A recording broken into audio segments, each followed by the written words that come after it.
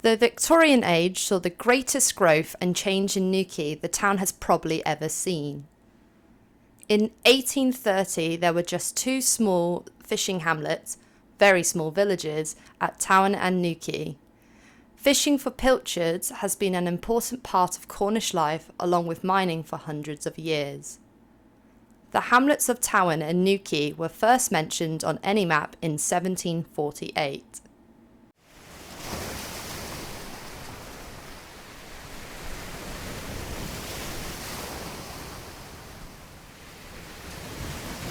A big new fish cellar, where fish were processed, was built about 1750, called the active cellar. Pilchard fishing was carried out by using seine nets that surrounded shoals of fish, which were scooped up and taken in small boats to the cellars. Fish cellars were large buildings where the men and women salted the pilchards, extracted the oils and put them into large barrels called hogsheads. There would be between 2,700 and 3,000 fish to each hogshead.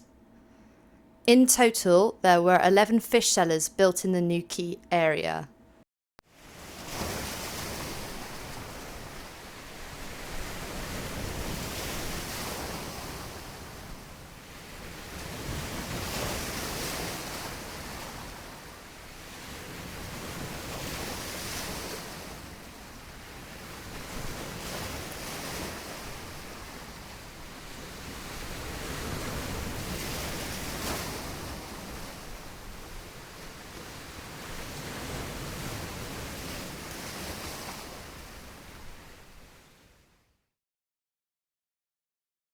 In 1832, a businessman called Richard Lomax from London came and bought the manor of Towen Blistra, which included the existing small harbour. Richard Lomax started to build the harbour as it is today, but died in 1836 before finishing it.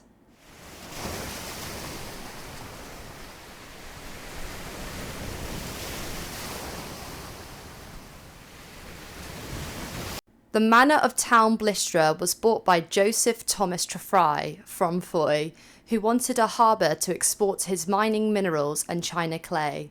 This was the man who really set Newquay on the road to growth. Trefry completed the harbour, including some rebuilding to make it ready for shipping goods. To get the ore from Foy in South Cornwall, he built a mineral tramway from the south coast across Cornwall to Newquay. This included the first viaduct over the Trenance Valley to carry the mineral tramway.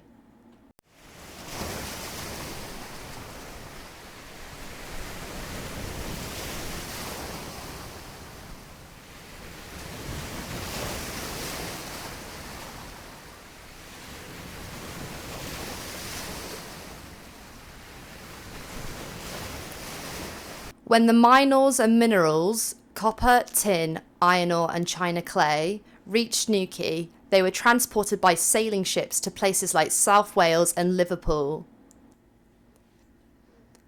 Other locally produced goods were sent from Newquay, including grain and other farm produce. They would bring back items such as brick, coal and groceries. The coastal marine trade was important to Newquay before the railways came, as this was a way goods were transported around the country.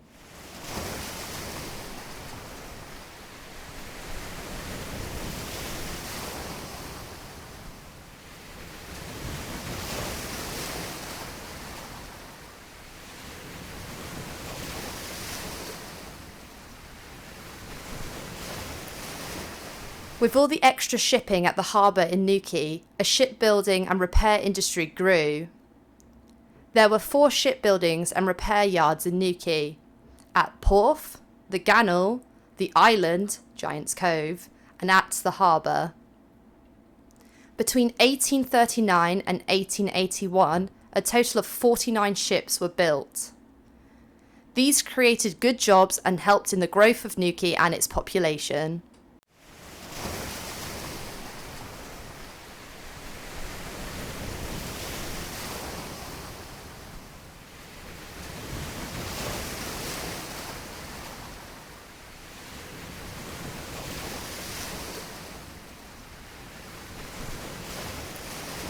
In 1859, the Royal Albert Bridge was completed by the famous Victorian engineer Isambard Kingdom Brunel.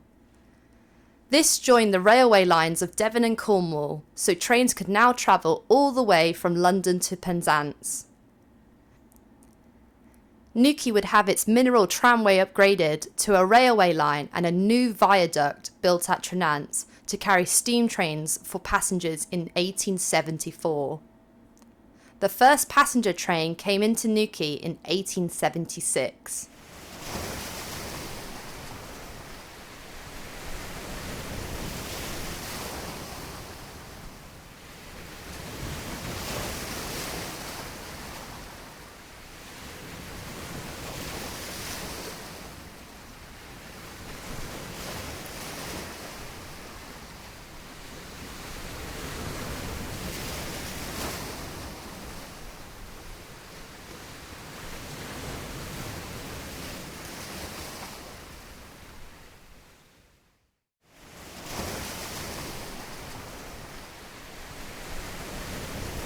Times were changing, and the coming of the railways to Cornwall from England reduced the need for the ships in the coastal trade.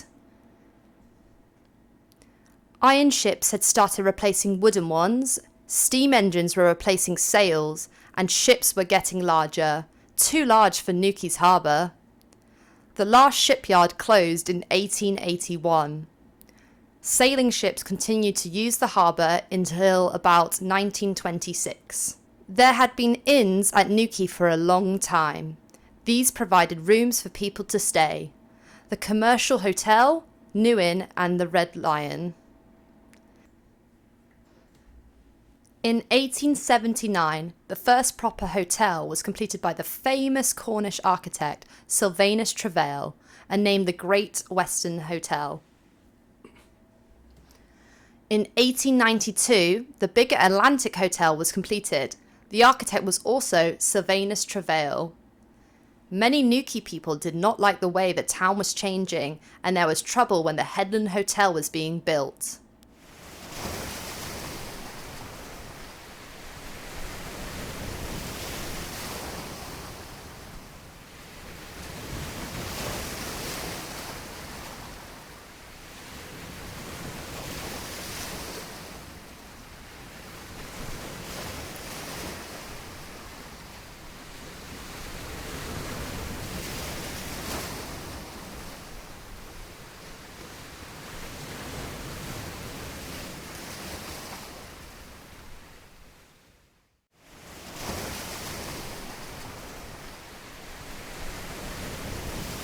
Sylvanus Travail was again the architect for the Headland Hotel, probably his finest building.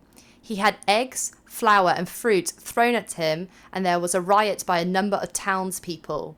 The Riot Act was read and the army was called in to keep the peace. The Headland Hotel was completed in 1900, just after the Victoria Hotel. Also completed in 1900, the Victoria Hotel was smaller than the Headland Hotel, but had a lift right down to the beach, and this was an important advertising advantage. The Headland Hotel was the last of the large Victorian hotels completed in Newquay, although many other hotels would be built over the next few years.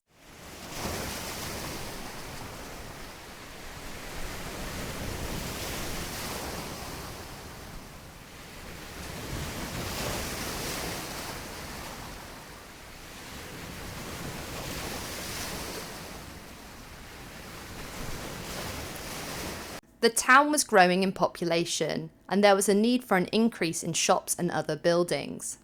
A chapel of ease was built in 1859 and extended as the population grew. The main church was still at St. Columb Minor. There were many Methodists and other chapels built during the Victorian age and just afterwards. Small cottages in Bank Street were taken down and replaced by shops. Local builders started to build large holiday villas and boarding houses to accommodate visitors to the town.